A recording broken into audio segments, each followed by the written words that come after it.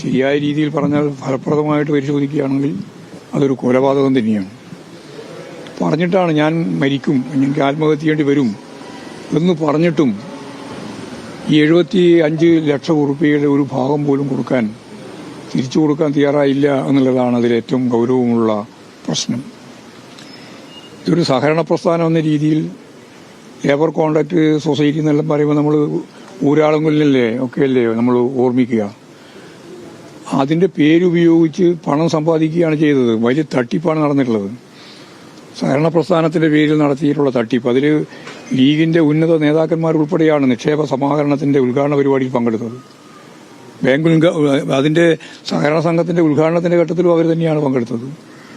ഇങ്ങനെ ഏറ്റവും പ്രമുഖരായ ആളുകളെ അണിനിരത്തി ജനങ്ങളെ വിശ്വാസത്തിൽ കൃത്യമായിട്ട് കാര്യം തിരിച്ചു കിട്ടും എന്ന ഒരു വിശ്വാസം ജനിപ്പിച്ച് വലിയ കൊള്ളയാണ് യഥാർത്ഥത്തിൽ നടന്നിട്ടുള്ളത്. ഈ കൊലപാതകത്തിലേക്ക് എത്തിയതുകൊണ്ടാണ് നമുക്ക് ഇപ്പോൾ ഈ വാർത്ത പുറത്തു വന്നത്. നിരവധി ആളുകൾക്ക് ഇത് ഒന്നോ രണ്ടോ ആൾക്കല്ല, നിരവധി ആളുകൾക്ക് ഇതുപോലെ ലക്ഷക്കണക്കിന് ഉറുപ്പിക കൊടുക്കാൻ ഇപ്പോൾ നിൽക്കുകയാണ്. അത് ഏതാണ്ട് തകരുന്ന നിലയിലേക്ക് കാര്യങ്ങൾ എത്തിയിരിക്കുകയാണ്. ആളുകളൊക്കെ രോഷാകുലരായിട്ടുള്ള ഒരു അവസ്ഥയാണ് ഉള്ളത്.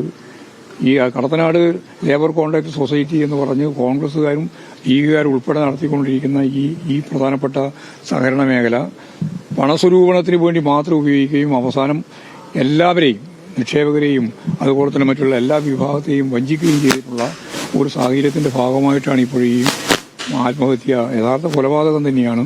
അതിനാവശ്യമായ നിലപാട് ഗവൺമെന്റ് സ്വീകരിക്കണം. സഹകരണ വകുപ്പിന്റെ എല്ലാം ശ്രദ്ധയിൽപ്പെട്ടിട്ടുണ്ടാവും. കാരണം ഇത്രയും വലിയ തകർച്ചയിലേക്ക് നീങ്ങിയല്ലോ. പണമൊന്നും തിരിച്ചു കൊടുക്കാൻ കഴിയാത്ത രീതിയിൽ സഹകരണ പ്രസ്ഥാനം മാറിയല്ലോ. ചെയ്യാൻ പറ്റിയത് എങ്ങനെയാണെന്നുള്ളതൊരു ചോദ്യം. എങ്ങനെ തട്ടിപ്പ് കുറച്ചു കാലങ്ങളായി തുടങ്ങിയിട്ടുണ്ടാവുമല്ലോ. അതുണ്ടാവും. സഹകരണ മേഖലയുടെ അതെല്ലാം പുറത്തു കൊണ്ടുവരട്ടെ. അതെല്ലാം അന്വേഷിച്ച് ആവശ്യമായ നിലപാട് സ്വീകരിക്കണമെന്നാണ് ഈ സന്ദർഭത്തിൽ പറയാനുള്ളത്. നേരത്തെ കോൺഗ്രസിനും ഉത്തരവാദിത്തമുണ്ട്. കോൺഗ്രസിന്റെ DCC സെക്രട്ടറിയുടെ പേരിലാണ് പ്രധാനമായിട്ടും. DCC സെക്രട്ടറി ആണല്ലോ. അപ്പോൾ അദ്ദേഹം ഞാൻ നേരത്തെ പറഞ്ഞില്ലേ, കോൺഗ്രസിന്റെയും ലീഗിന്റെയും പ്രമുഖ നേതാക്കന്മാരെ അണിനിരത്തിക്കൊണ്ടാണ് ഈ നിക്ഷേപ സമാഹരണം ഉൾപ്പെടെയുള്ള പരിപാടികൾ സംഘടിപ്പിച്ചിട്ടുള്ളത്. സ്വാഭാവികമായിട്ടും രാഷ്ട്രീയ ഉത്തരവാദിത്വം ഇവർക്കില്ലേ? ആ ഉത്തരവാദിത്വം ഏറ്റെടുക്കണം. മാത്രമല്ല ഇത് സംബന്ധിച്ചുള്ള അന്വേഷണം നടത്തി ആവശ്യമായ നിലപാട് സ്വീകരിക്കണം, കേസെടുക്കണം ആ രീതിയിൽ.